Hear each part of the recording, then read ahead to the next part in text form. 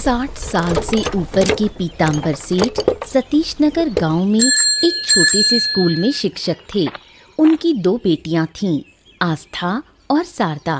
आस्था सिलाई का काम करके घर का खर्चा चलाती थी। शारदा पढ़ाई कर रही थी और साथ ही मोहल्ले के कुछ बच्चों को पढ़ाती थी। उनकी पत्नी विमला बहुत धार्मिक और खुश मिजाज महिला थीं। मोहल्ले के सभी लोग पीताम्बर के परिवार से अच्छे रिश्ते रखते थे। पीताम्बर अपनी दोनों बेटियों की शादी के बारे में सोच रहे थे। अरे रे, आज घुटनों में बहुत दर्द हो रहा है। अरे आराम से खड़े होकर काम करना भी मुश्किल हो गया है। शरीर बहुत थका हुआ लगता है। 2 दिन की छुट्टी ले लो, घर रहो, आराम करो। अब तुम्हारे अंदर पहले जैसी मेहनत करने की ताकत नहीं है। क्या करूं तुम ही बताओ। महीने का आखिरी है, छुट्टी लूंगा तो तनख्वाह काट लेंगे। पिछले 15 साल से इस स्कूल में काम कर रहा हूँ, 1 रुपया भी सैलरी नहीं बढ़ाई है। आस्था और शारदा की उम्र कम नहीं है। अगर किसी अच्छे घर में उनका विवाह करवा दिया जाता तो फिर किसी भी बात की चिंता नहीं रहती। मैंने पहले ही सोचा था, कुछ सहकर्मियों से इस बारे में बात की है। अगर अच्छा रिश्ता मिला तो बेटियों की शादी कर दूंगा। उनकी शादी हो गई तो फिर चिंता नहीं रहेगी। फिर हम दोनों बुजुर्ग किसी तरह खा पीकर बाकी की जिंदगी बिता देंगे। हाँ, आजकल बहुत डर लगता है बिमला। अगर मुझे कुछ हो गया तो आस्था और सरदा का क्या होगा। उम्र तो कम नहीं हुई है, इसीलिए जितनी जल्दी हो सके उनके लिए लड़का देख लूंगा। बिना वजह की बातें मत करो। ऊपर वाले की कृपा से जल्दी ही कोई ना कोई शुभ समाचार मिलेगा। हाँ, तुम्हारी बात सही हो। वैसे भी मेरी बेटियां बहुत गुणी हैं, जहां भी जाएं खुश रहेंगी, मुझे पूरा यकीन है। बूढ़े पीताम्बर और बिमला अपनी बेटियों के अच्छे भविष्य के सपने सजाते रहते हैं। मोहल्ले के एक बड़े व्यापारी का बेटा था मुरली। पैसों के दम पर हमेशा पूरे मोहल्ले में अपनी सत्ता चलाता था। लोगों के साथ बुरा व्यवहार करता था। मोहल्ले में कोई उसे पसंद नहीं करता था। मुरली अक्सर पीताम्बर को परेशान करता, क्योंकि वो आस्था से शादी करना चाहता था। वो पीताम्बर को धमकाता कि अगर उसने आस्था का रिश्ता कहीं तय किया तो वो उसे जान से मार देगा। मोहल्ले की गलियों में चलते वक्त पीताम्बर से मुरली का मिलना एक आम बात हो गई थी। अरे ससुर जी, देखिए कितना भाग्यशाली हूँ। सुबह सुबह आपका ही सामना हो गया। कौन ससुर जी? ये तुम किस अधिकार से मुझे ससुर कह रहे हो? आप जो भी कहें, एक ना एक दिन तो आस्था की शादी मुझसे ही होगी। इस हिसाब से तो आप मेरे ससुर ही हुए ना। हाँ ससुर जी। अरे क्या है? क्या कभी मैंने आस्था का तुम्हारे साथ विवाह करने के लिए तुमसे बात की? क्या कभी मैं राजी हुआ? क्या कभी तुमने मुझसे पूछा? क्या मैंने प्रस्ताव को मंजूरी दी है? ओहो, अब आपकी मंजूरी हो या ना हो, मुझे इससे फर्क नहीं पड़ता। अगर आप राजी हैं तो अच्छा, अगर नहीं है तो और अच्छा। मैं आस्था को उठा ले जाऊंगा बिना कोई झंझट के, आपको पता भी नहीं चलेगा। ओ, तो तुम मुझे सरेआम धमकी दे रहे हो? मैं पुलिस में शिकायत करने जा रहा हूँ।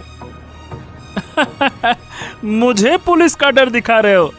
इस गांव के पुलिस से लेकर बड़े बड़े लोग सब हमारे हाथ में है।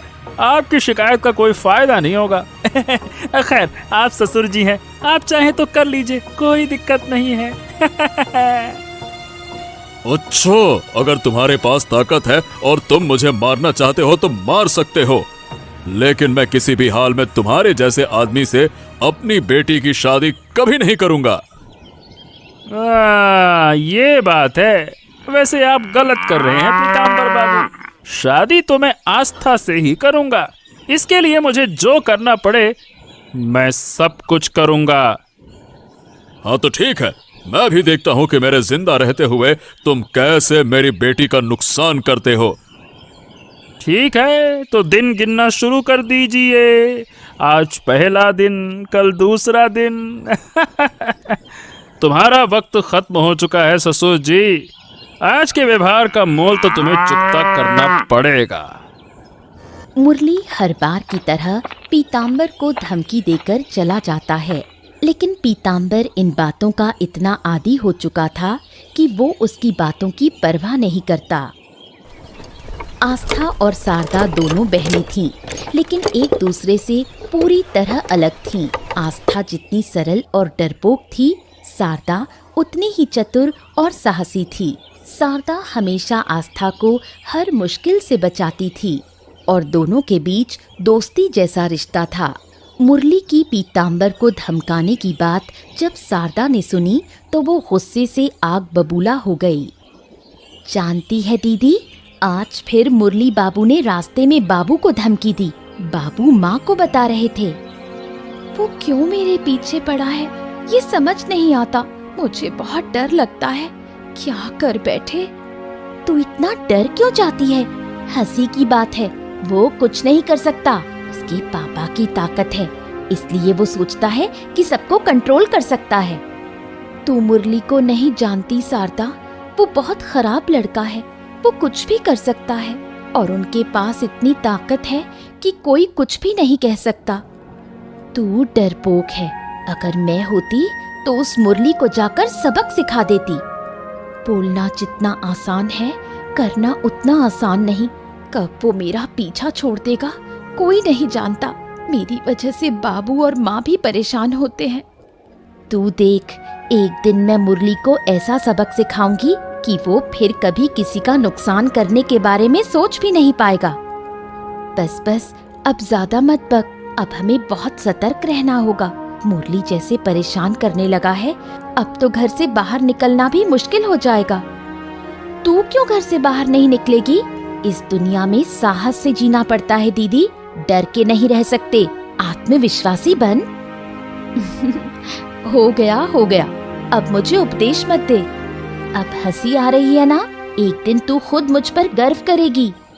इस तरह हर सुख और दुख में, हर स्थिति में दोनों के बीच चिढ़ और प्यार और भी गहरा हो जाता है और वो एक दूसरे को साहस देती हैं। मुरली की धमकियां दिन ब दिन बढ़ती जाती हैं और पीताम्बर के मन में डर समाने लगता है। रोज मुरली पीताम्बर के घर के बाहर आकर परेशान करता है। पीताम्बर के परिवार में चिंता का माहौल बन जाता है। आस्था घर से बाहर निकलना बंद कर देती है। इस संकट से बाहर निकलने के लिए बिमला दिन रात प्रार्थना करती रहती है।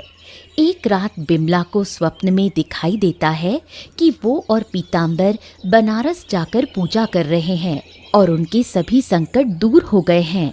इस सपने को देखने के बाद वो पीताम्बर को बनारस जाने के लिए जोर देती है, लेकिन पीताम्बर आस्था और शारदा को अकेला छोड़कर कहीं नहीं जाना चाहता। इस पर उनके बीच काफी झगड़ा होता है।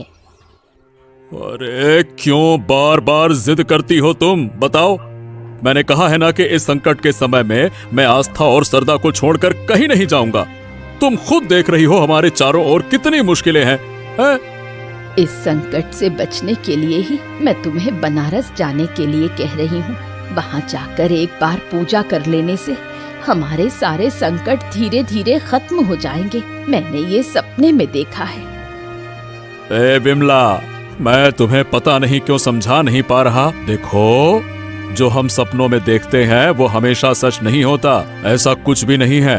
और अगर पूजा करनी ही है तो हम यहाँ भी कर सकते हैं। इसके लिए बनारस क्यों जाना चाहिए? अगर ऊपर वाले को दिल से पुकारो तो कहीं भी उनकी मदद मिल सकती है। समझो। तुम्हारे अंदर भक्ति नहीं है, इसलिए तुम ऐसा कह रहे हो। बनारस भक्ति का शहर है। उस शहर का अपना एक अलग महत्व है। अरे भाई, तुम चाहे जो भी कहो, मैं इस मुश्किल समय में कहीं नहीं जाने वाला। बस बात खत्म। एक दफा आस्था और सरदा को ले जाते तो मैं जरूर चलता, लेकिन सरदा की परीक्षा है। उन्हें अकेला छोड़कर मैं कहीं नहीं जाऊंगा। ठीक है, मैं अकेली ही बनारस चली जाऊंगी। तुम्हें मुझे कहीं ले जाने की जरूरत नहीं है। तुम यहीं रहो। काफी झगड़े और बहस के बाद आखिरकार पीताम्बर अपनी इच्छा के खिलाफ बिमला के साथ बनारस जाने का फैसला करता है, लेकिन उसके मन में एक अनजाना सा डर बना हुआ है। पीताम्बर और शारदा बनारस में पूजा करते हैं। पूजा के बाद कुछ दिनों बाद वो घर लौट रहे थे, तभी एक सड़क दुर्घटना में वो दोनों परलोक सिधार गए। अचानक माँ बाप की मौत से शारदा और आस्था के सिर पर आकाश टूट पड़ा। एक पल में उनका पूरा जीवन बदल गया। लेकिन पीताम्बर और बिमला की मौत के कुछ दिनों बाद मुरली रोज आस्था को परेशान करने लगा। ए आस्था, अरे ओ आस्था, कहाँ हो? घर पे हो? अरे जरा बाहर तो आओ। आस्था। आप फिर यहाँ क्यों आए हो? क्या चाहते हो आप? अरे क्या हुआ? क्या मुझे आना मना है क्या? अब देखो, तुम्हारे पास कोई नहीं है, ऐसे में अगर मैं तुम्हारा हाल ना पूछूं तो भाई कौन पूछेगा? बताओ भला, कैसी हो आस्था? आप क्यों नहीं समझ रहे हो? मुझे नहीं चाहिए कि आप रोज मेरे घर के सामने आकर मुझे परेशान करें। मैंने अभी हाल ही में अपने माँ बाप को खो दिया है। मैं अनाथ हो गई हूँ। मुझे अकेला छोड़ दीजिए। मैं कुछ दिनों के लिए अकेली रहना चाहती हूँ। ओहो, ठीक है, जैसा तुम चाहो वैसा होगा। मैं तुम्हें कुछ दिनों के लिए अकेला छोड़ देता हूँ, तुम्हें परेशान नहीं करूँगा। लेकिन हाँ, केवल और केवल कुछ दिनों के लिए। मैं फिर से लौटूंगा, तो चलूं? किसी भी तरह मुझे इस मुसीबत से छुटकारा पाना होगा, लेकिन क्या करूं? आस्था ने शारदा को लेकर गांव से भागने और कहीं और जाने का फैसला किया। नगर से कुछ दूर नवीन नगर गांव के एक अमीर जमींदार थे। उनका नाम था किशनलाल। किशनलाल एक न्यायप्रिय व्यक्ति थे। जीवन में बहुत संघर्ष करने के बाद वो शून्य से उठकर ऊंचे पद पर पहुंचे थे, इसलिए वो निम्न वर्ग के लोगों के साथ बहुत ही दयालु रहते थे और सभी उन्हें बहुत सम्मान की दृष्टि से देखते थे। उनके 2 बेटे थे, प्रणव और आनंद। प्रणव अपने पिता के साथ जमींदारी का काम संभालता था, जबकि आनंद बेपरवाह स्वभाव का था। वो दिन भर चित्रकला या शिकार में समय बिताता था। जमींदारी के मामले में बहुत पक्के होने के कारण किशनलाल अपने बड़े बेटे प्रणव से थोड़ा ज्यादा स्नेह करते थे और किसी भी अहम काम या जिम्मेदारी को प्रणव के हवाले करते थे। प्रणव, मुझे आज शाम एक बैठक में जाना था, लेकिन मुझे अचानक बुरा लग रहा है। इस बैठक में देखो, तुम्हें मेरी जगह जाना होगा। ठीक है पिताजी, मैं चला जाऊंगा, कोई बात नहीं, आप आराम करिए। हाँ भाई, देखो तुम्हें कितनी मेहनत करनी पड़ती है। रोज रोज इतने सारे कामों को संभालते हो, लेकिन क्या कर सकते हैं। तुम्हारा छोटा भाई तो तुम्हारी तरह नहीं है। उसका पूरा दिन चित्र बनाने और जंगल में घूमने में गुजरता है। क्या मूर्ख लड़का है। अरे छोड़िए ना पिताजी, वो अभी बच्चा है और फिर मैं तो हूं ना, मैं सब संभाल लूंगा, चिंता मत कीजिए। वो अपने तरीके से समय बिता लेगा। हाँ, तुम्हारी नरमी ने ही उसे ऐसा बना दिया है। मेरे हिसाब से थोड़ी सख्ती करो। तुम उसे इतना स्नेह क्यों दिखाते हो भाई, हैं? अरे पिताजी, आप तो जानते हैं, माँ के निधन के बाद वही तो मेरे सबसे करीब है। आपके साथ तो वो कभी कुछ नहीं कहता, कम से कम मुझसे तो बातें करे। हाँ, ये बात ठीक कही। ठीक है, सुनो, आज बैठक में जाने से पहले 1 लाख रुपए ले जाना। कमलाकांत बाबू को समझाकर रुपए दे आना, ठीक है ना? लेकिन इतने रुपए, अगर कुछ हो गया तो? आहा, मुझे तुम पर विश्वास है। तुम काफी जिम्मेदार हो, इसीलिए तुम्हें इतनी बड़ी रकम का जिम्मा दे रहा हूँ, ठीक है? किशनलाल अपने बेटे प्रणव पर बहुत गर्व करते थे, लेकिन आनंद के साथ उनका रिश्ता थोड़ा दूर दूर का था। एक रात अंधेरे में सभी की आंखों से बचते हुए आस्था शारदा को लेकर सतीश नगर से भाग जाती है, लेकिन मुरली को इस बारे में कुछ भी पता नहीं था। एक दिन उसका साथी भानु उसे बताता है कि आस्था और शारदा अपने घर से निकलकर कहीं छुप गए हैं। ये सुनकर मुरली गुस्से में पागल हो जाता है। वो मान नहीं सकता कि आस्था उसकी आंखों में धूल झोंककर कहीं भाग गई है। वो भानु के साथ आस्था के घर जाता है। वहाँ वो उन्हें ना पाकर गुस्से में आकर आस्था के घर में आग लगा देता है। फिर वो आस्था की खोज में पागल हो जाता है। साहेब, हमने आस्था और उसकी बहन को पूरे गांव में ढूंढा, लेकिन उनका कहीं कोई सुराग नहीं मिला। वो पूरी तरह से गायब हो गई है। ओहो, अगर यहाँ नहीं है तो मतलब किसी दूसरे गांव में भाग गई है। अरे एक दो लड़कियां भला कितनी दूर तक जा सकती हैं? मैं उन्हें ढूंढ ही लूंगा। भागकर जा कहाँ सकती हैं? वैसे आप चाहते क्या हैं? हम आसपास के 5-6 गांवों में तलाश करें? हाँ हाँ जरूर, हमें किसी भी हालत में उन्हें ढूंढना है। आखिरकार कितनी हिम्मत है उनमें, मैं भी देखना चाहता हूँ। उन्होंने मेरी आंखों में धूल झोंक दी और भाग गई। अगर मैं उन्हें ढूंढ लूंगा तो उन्हें सीधा जिंदा जमीन में गाड़ दूंगा ताकि फिर कभी भी भागने की सोच न सकें। ठीक है, आप परेशान ना हो साहब। मैं आज ही अपने लोगों से कहता हूँ, वो उन्हें ढूंढ लेंगे। आस्था, मैंने तुम पर विश्वास किया था। तुम्हें परेशान ना करने के लिए कुछ दिनों के लिए छोड़ दिया था, लेकिन तुम मेरी आंखों में धूल झोंक कर भाग गई ना। अगर तुम्हें एक बार भी पकड़ लिया ना तो तुम्हारे हाथ पैर तोड़ दूंगा ताकि तुम कभी दोबारा भागने के बारे में सोच भी ना सको। बड़ी आई। मुरली आस्था से बेहद नाराज हो जाता है और प्रतिशोध की आग में जलता रहता है। लगभग 6 महीने बीतने के बावजूद आस्था और शारदा का कोई पता नहीं चलता। आखिरकार मुरली आस्था को खोजने की उम्मीद छोड़ देता है। दूसरी ओर आस्था और शारदा नवीन नगर में एक छोटे से झोपड़े में शांति पूर्वक रहने लगती हैं।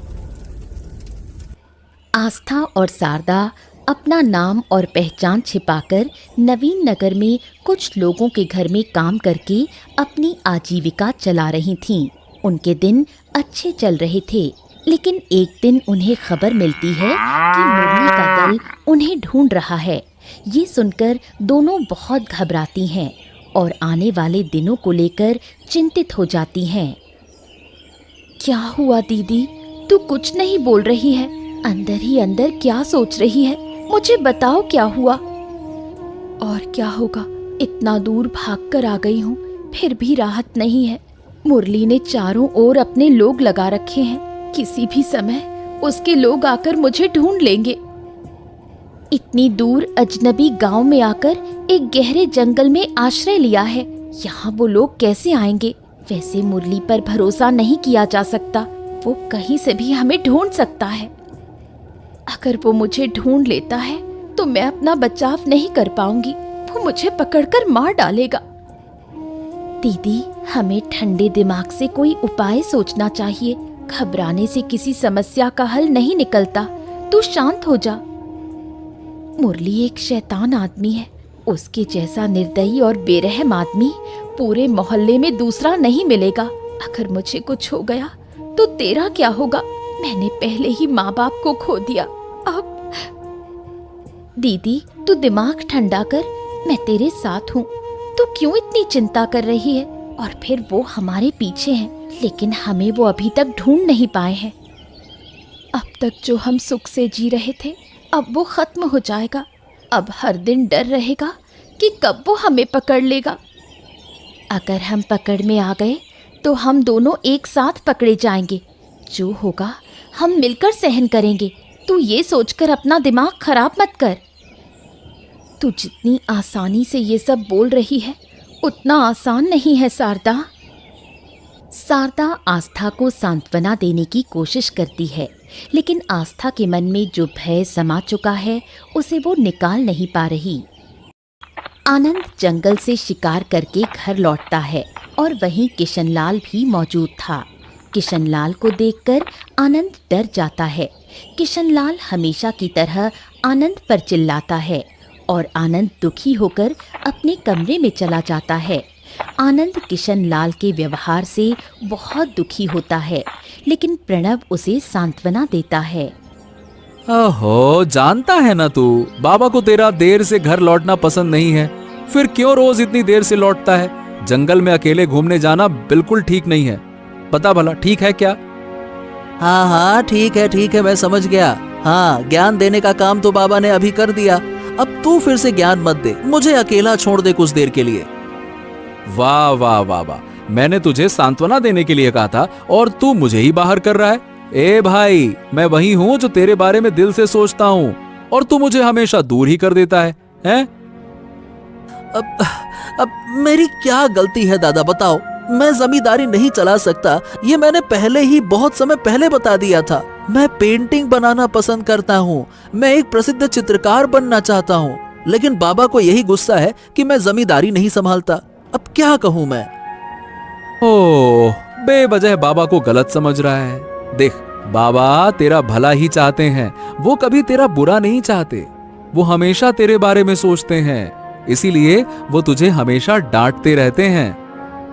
हाँ, और झूठी सांत्वना दो और कहो कि बाबा ये चाहते हैं वो चाहते हैं। देखो दादा, मुझे सब अच्छे से पता है, बाबा मुझे कभी भी ना तुमसे ज्यादा नहीं चाहते थे और ना कभी चाहेंगे। मैं जितनी भी कोशिश कर लूं, कभी बाबा का मन नहीं जीत सकता मैं। बाप रे, ये कैसी सोच रखता है तू? बिल्कुल गलत सोच रहा है तू आनंद। बाबा तुझे बहुत चाहते हैं और यही कारण है कि आज उन्होंने मेरे साथ मिलकर तेरे शादी के बारे में बात भी की थी। क्या बाबा ने मेरी शादी तय कर दी? अरे नहीं भाई, तय नहीं की है, लेकिन हाँ, अब हमारे लिए लड़की देखी जा रही है। बाबा चाहते हैं कि हमारे दोनों भाइयों की शादी एक ही दिन एक साथ हो जाए। आनंद प्रणव की बात सुनकर हैरान हो जाता है और वो मन ही मन खुश होता है, क्योंकि लड़की देखने की बात सुनकर उसे समझ में आता है कि उसके बाबा भी उसके बारे में सोचते हैं। आस्था एक घर में काम करती थी। उस घर में एक बुजुर्ग महिला रहती थी, उसका नाम शकुंतला था। जब भी आस्था शकुंतला को देखती, उसे अपनी माँ की याद आती, क्योंकि शकुंतला देखने में बिल्कुल बिमला जैसी थी। शकुंतला आस्था को बहुत स्नेह करती थी। आस्था अक्सर अपनी जिंदगी के दुखों को शकुंतला से शेयर करती थी और शकुंतला उसे अच्छे सुझाव देती थी। क्या हुआ आस्था, काम करती हो और चली जाती हो? पहले तो मुझसे खूब बातें करती थी, अब क्या हुआ? दुख की बातें कितनी सुनाऊं? जिस मुसीबत से बचने के लिए अपने गांव से भाग आई थी, अब वही मुसीबत मेरे पीछे पड़ गई है। तो इसका मतलब उस गांव का वही शैतान लड़का फिर से तेरे पीछे पड़ा है। अभी तक वो मुझे नहीं ढूंढ पाया, लेकिन उसने अपने लोग चारों तरफ लगा रखे हैं। बहुत मुश्किल से गांव छोड़कर यहाँ आश्रय लिया था, लेकिन उसके लोग यहाँ भी खोज रहे हैं। कभी भी पकड़ी जा सकती हूँ। सबसे अच्छा होता अगर तू किशनलाल बाबू की मदद ले पाती। वो इस गांव के प्रतिष्ठित जमींदार हैं, उनके पास हर समस्या का हल है। सच कह रही हो?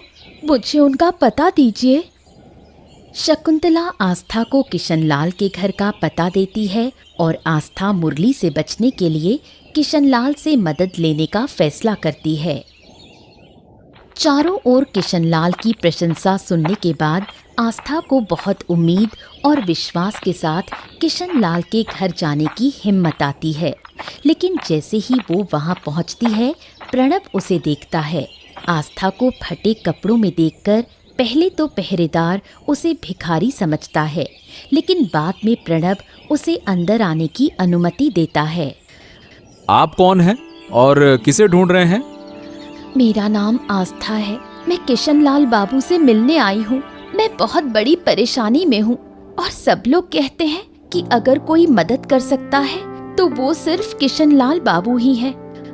ओह ठीक है, मैं समझ गया। लेकिन पिताजी इस समय घर पर नहीं है, वो कुछ जरूरी काम से बाहर गए हैं। वो कल शाम तक लौट आएंगे। एक काम करिए, आप कल आइए, मैं उन्हें आपके बारे में बता दूंगा। मेरे पास समय नहीं है, मैं बहुत बड़े संकट में हूँ। अगर मैं कल तक इंतजार करूंगी तो किसी भी समय कुछ भी हो सकता है। अरे अरे अरे, ऐसा क्या संकट है जिसका आप इतना डर महसूस कर रही हैं? अगर आप चाहें तो मुझे बता सकती हैं, मैं आपकी मदद करने की कोशिश करूंगा। मैं सतीश नगर गाँव से आई हूँ। मैं पिछले 6 महीने से फरार हूँ। हमारे मोहल्ले का एक आदमी मुझे परेशान करता था और अपने माता पिता की मौत के बाद मैं उसको सहन नहीं कर पाई और वहाँ से भाग आई। अब वो यहाँ भी मुझे खोजने के लिए लोगों को भेज चुका है। ओह, क्या आपने पुलिस को इस बारे में बताया नहीं? हमारे गांव के सारे पुलिस वाले उसकी तरफ हैं। पैसे और ताकत के बल पर उसने सबको खरीद रखा है। अच्छा ठीक है, आप चिंता मत कीजिए, मैं आपकी मदद करूंगा। आपको डरने की बिल्कुल जरूरत नहीं है। देखिए, फिलहाल आप हमारे घर के मेहमान कक्ष में रात बिता सकती हैं, ठीक है ना? आराम से रहिए। मेरी एक छोटी बहन भी है। मैं उसे अकेला छोड़कर आ गई हूँ।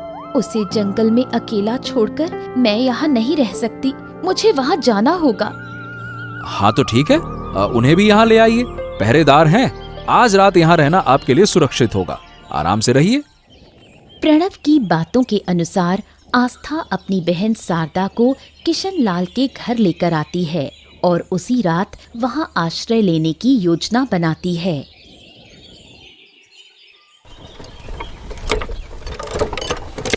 इस बीच गुप्त सूत्रों से मुरली के साथ ही भानु को ये खबर मिलती है कि आस्था किशन लाल के घर में रह रही है। खबर मिलते ही भानु मुरली के पास भागता है ताकि वो आस्था का पता लगा सके। बहुत सतर्कता से घर में घुसना होगा ताकि कोई कुछ समझ ना पाए, ठीक है? फिर हम बेहोश करने की दवा से आस्था को बेहोश करके उसे उठा लेंगे। समझ गए ना? हाँ हाँ, आप चिंता बिल्कुल न करें। उस घर में मेरा एक परिचित पहरेदार है, वो मेरी मदद करेगा। मैंने उसे सब बता दिया है कि आज हम रात जाएंगे, इसीलिए वो पहले से ही दरवाजा खोल कर रखेगा। हाँ चलो ये बढ़िया है। उसने मेरी आंखों में धूल झोंकी, आज मैं उसे पकड़ लूंगा और पकड़ने के बाद उसके पैर तोड़कर चूर चूर कर दूंगा। उसे ऐसी कठोर सजा दूंगा ना। अरे बस, ये तो सोने पे सुहागा होगा। आज घर का मालिक किशन लाल भी घर पे नहीं है, इसीलिए हम आसानी से आस्था को उठा लेंगे। कोई भी हमें देख नहीं पाएगा। चलो।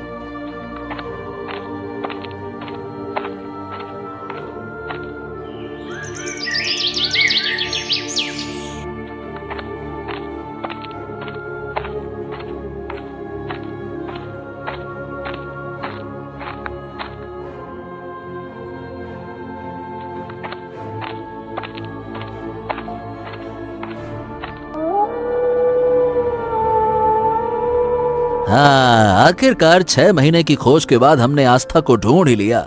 लेकिन अब हमें करना क्या चाहिए? मतलब कहाँ जाएंगे इसको? अरे हम फिर से सतीश नगर जाएंगे और वहां जाकर मैं उससे शादी करूंगा। बस उसकी होश वापसी का इंतजार करना होगा। फिर उसे तो मुझसे ही शादी करनी होगी।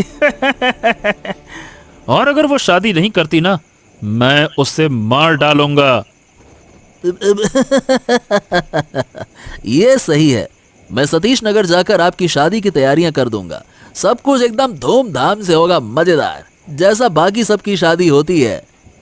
मुरली आस्था से जबरन शादी करने की तैयारी करता है, जबकि आस्था बेहोश पड़ी थी और मुरली उसके होश में आने का इंतजार कर रहा था।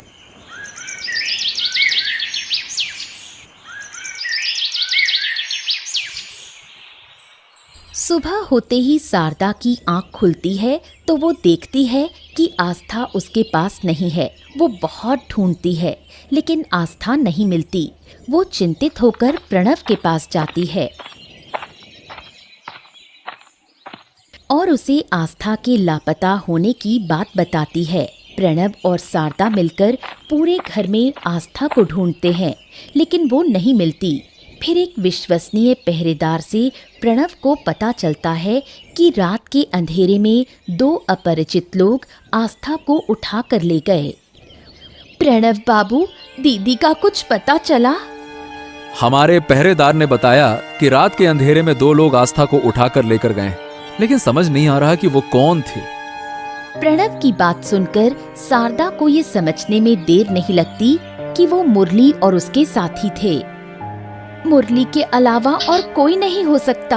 वही दीदी को उठाकर ले गया है, मुझे पूरा यकीन है। अरे लेकिन अब हमें करना क्या चाहिए? कहाँ ढूंढें उन्हें? हमें जितनी जल्दी हो सके सतीश नगर जाना होगा। मुरली दीदी को वहीं ले गया है। हमें दीदी को बचाने के लिए मुरली को पकड़ना होगा। आनंद वहां आता है और प्रणव से आस्था और शारदा के बारे में सारी जानकारी लेता है। मैं भी तुम्हारे साथ जाऊंगा। देर करना ठीक नहीं होगा। हमें तुरंत सतीश नगर की ओर चलना चाहिए। वैसे ही बहुत देर हो चुकी है। चलो। अरे लेकिन पिताजी को इस बारे में कैसे बताएं? वो तो अभी तक आए ही नहीं। अगर हम आपके पिता के घर लौटने का इंतजार करेंगे तब तक दीदी को कोई बड़ा खतरा हो सकता है। मुझे बहुत चिंता हो रही है दीदी की। हाँ, वो सही कह रही है भाई। अब हमें इंतजार करने से ज्यादा जरूरी है दीदी की जान बचाना। बाद में हम सब कुछ पिताजी को समझा देंगे। चलिए अब और देर नहीं करते हैं। चलो तुरंत चलते हैं। ठीक है, जब तुम दोनों कह रहे हो तो चलो तुरंत चलते हैं। आस्था को होश आता है। वो देखती है कि उसके हाथ पांव बंधे हुए हैं और वो एक बंद कमरे में पड़ी है। पिछली रात की कोई भी बात उसे याद नहीं है। वो ये भी नहीं पहचान पा रही कि वो कहाँ है।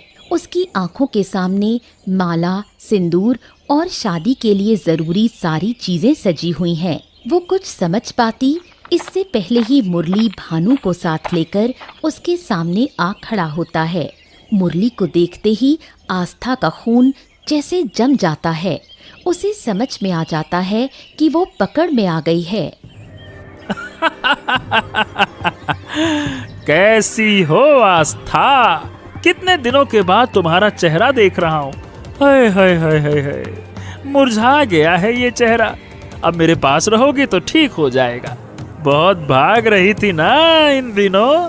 क्या सोच के भाग रही थी कि मैं तुमको ढूंढ नहीं पाऊंगा? हैं? मुझे यहाँ क्यों लाए हो? मुझे जाने दो। मेरी बहन मेरा इंतजार कर रही है। ओले ओले ओले ओले, ऐसे लोती नहीं है ना आस्था। इतने महीनों से ढूंढ रहा था, आखिरकार तुम्हें ढूंढ ही लिया। अब क्या तुम्हें इतनी आसानी से छोड़ दूं? छोड़ना तो मुमकिन नहीं है, क्योंकि अगर छोड़ा तो फिर से भाग जाओगी। वो तो मैं होने ही नहीं दूंगा। अच्छा देखो, ये सारी तैयारियां मैंने कर दी हैं। साड़ी, गहने, माला, शादी के लिए जो चाहिए सब ला दिया है। आज यही हमारी शादी होगी। अरे हंसो भाई, खुश हो जाओ, शादी हो रही है। मैं तुमसे शादी नहीं करना चाहती। मैं तुमसे नफरत करती हूँ। तुम्हारी वजह से मेरे माता पिता ने अपनी जिंदगी के आखिरी दिन बहुत कष्ट में बिताए। मैं किसी हालत में ये शादी नहीं करूंगी। ओहो, अब तक जो तुम्हारा मन चाहा वो तुमने किया, उससे क्या हुआ? कुछ नहीं हुआ। लेकिन आज तुम्हारी कोई बात नहीं मानी जाएगी। आज तो वही होगा जो मैं कहूंगा, और मैं कहता हूँ कि आज यही हमारी शादी होगी। अरे ओ भानु, चारों ओर ध्यान देना ताकि कोई भी किसी हालत में भाग ना पाए। ठीक है, मैं थोड़ी देर में आता हूँ। हाँ हाँ, आप निश्चिंत रहिए साहब। मैं आस्था पर नजर रख रहा हूँ। अब चाहे कितनी भी कोशिश कर ले, कहीं नहीं भाग पाएगी। मुरली वहाँ से चला जाता है। भानु मुरली के आदेश अनुसार आस्था की निगरानी करता है। बेबस आस्था बंधे हाथ पांव के साथ बैठी रोती रहती है और शारदा के बारे में सोचती रहती है। काफी समय बीत जाता है। मुरली नए कपड़े पहनकर एक पंडित को साथ लेकर आता है। वो आस्था से शादी करने की पूरी तैयारी में होता है, लेकिन उसे या आस्था को ये पता नहीं होता कि इस बीच प्रणव, आनंद और शारदा वहाँ छिपे हुए हैं। आस्था रोती रहती है।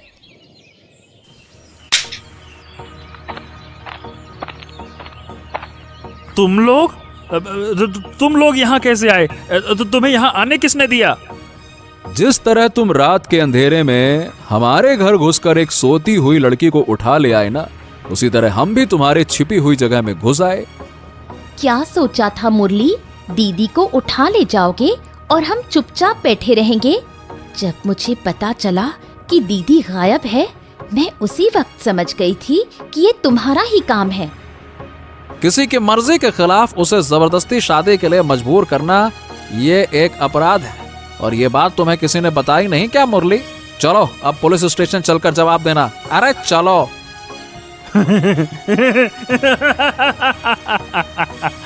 मुझको पुलिस का डर दिखा रहे हो? मैं पुलिस से नहीं डरता, पुलिस हमसे डरती है, समझे? अब से तुम भी पुलिस से डरना सीखोगे, क्योंकि अब से ना तो लुकुश चलेगा और ना ही तुम्हारे पैसे और ना ही तुम्हारी बातें। अब से पुलिस चलेगी हमारी बातों पर। और हाँ, उससे पहले तुम्हें एक और सजा का सामना करना पड़ेगा। इसके बाद प्रणव और आनंद मिलकर मुरली और उसके साथी भानु को नवीन नगर में उनके पिता किशनलाल के सामने पेश करते हैं।